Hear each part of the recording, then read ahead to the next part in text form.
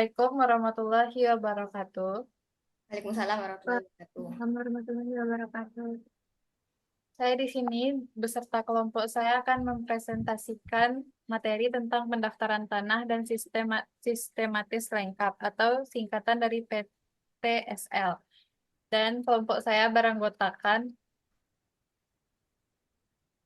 3 orang. Di antaranya saya sendiri Nur Aziza, Saya Dina.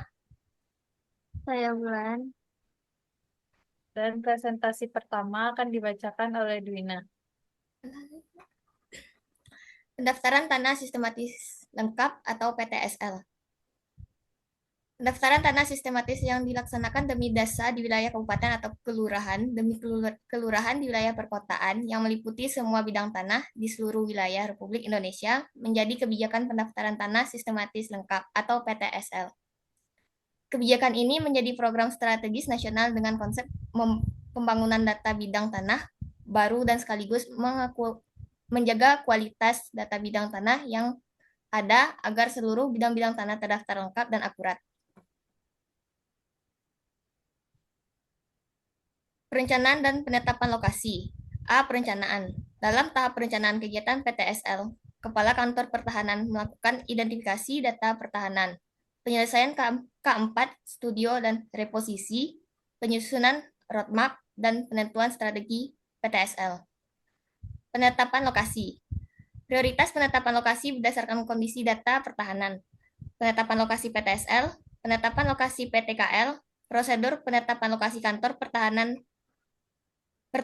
mengajukan permohonan penetapan lokasi PTSL atau PTKL dengan melampirkan output tahap perencanaan, batas administrasi desa atau kelurahan yang tergambar dalam usulan penetapan lokasi, kepala kantor wilayah, badan pertanahan nasional meneliti dan memberikan persetujuan.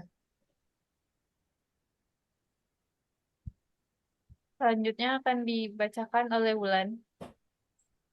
Perencanaan dan penetapan lokasi. Setelah mendapat persetujuan dari Kepala Kantor Wilayah Badan Pertanahan Nasional, Kepala Kantor Pertanahan menetapkan lokasi PTSL dan PTKL dengan dilampiri peta lokasi desa atau kelurahan yang ditetapkan dalam penetapan lokasi tahun 2021 harus diselesaikan sampai dengan desa atau kelurahan lengkap. Penetapan lokasi diupayakan dilakukan dengan strategi mendekat, merapat, dan menyeluruh. Dengan konsep moving target location, pada lokasi yang target SHAT lebih besar dari target PBT. Dilakukan evaluasi capaian realisasi SHAT di akhir kuartal pertama, yaitu Februari, dan akhir kuartal kedua, yaitu Juni. 1. Kantor Pertahanan dapat menambah target PBT keempat atau penyelesaian batas administrasi desa melalui kerjasama dengan pemerintah desa, pemerintah daerah setempat, dan pihak terkait lainnya.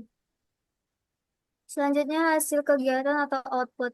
Surat keputusan penetapan lokasi dilampiri peta lokasi dengan batas wilayah administrasi. Untuk bidang tanah K3 yang sudah ada perubahan bentuk posisi luas atau perubahan nama dilampirkan berita acara hasil pengecekan lapang.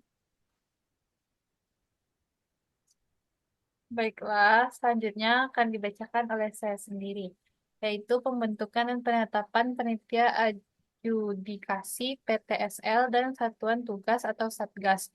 Yang pertama adalah panitia adjudikasi PTS. Susunan panitia adjudikasi PTSL berpedoman pada Peraturan Menteri Agraria dan Tata Ruang atau Kepala Badan Pertahanan Nasional Nomor 6 Tahun 2018. 1. Dalam rangka efektivitas dan efisiensi petugas panitia adjudikasi PTSL dengan memperhitungkan jarak dan atau wilayah kerja, memperhitungkan analisis beban kerja, serta kemampuan panitia adjudikasi, satgas fisik, satgas yuridis, dan satgas administrasi.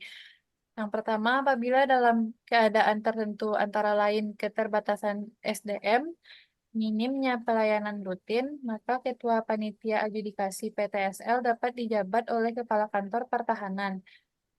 Yang pertama, Panitia Adjudikasi PTSL dibantu oleh Satgas Fisik, Satgas Yuridis, dan Satgas Administrasi.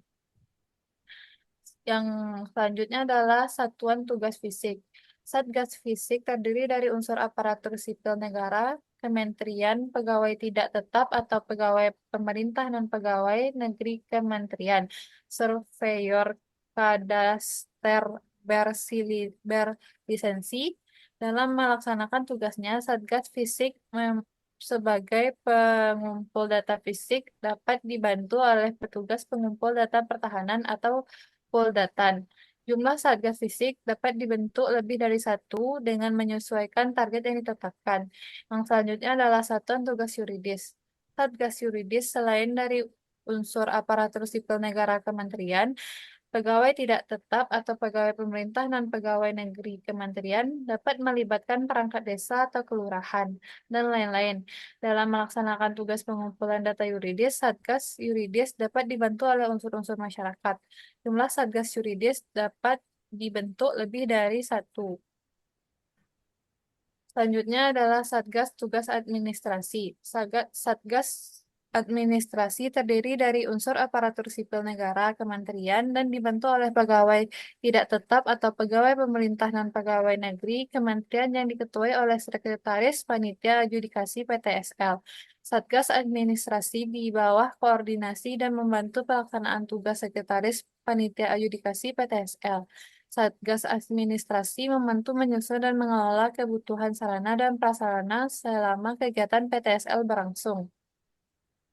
Selanjutnya, akses aplikasi KPP dan entry data awal. Yang pertama, akses aplikasi KTT dan selanjutnya dilakukan entry data awal.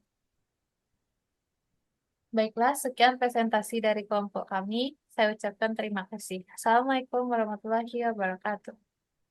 Waalaikumsalam. Waalaikumsalam warahmatullahi wabarakatuh.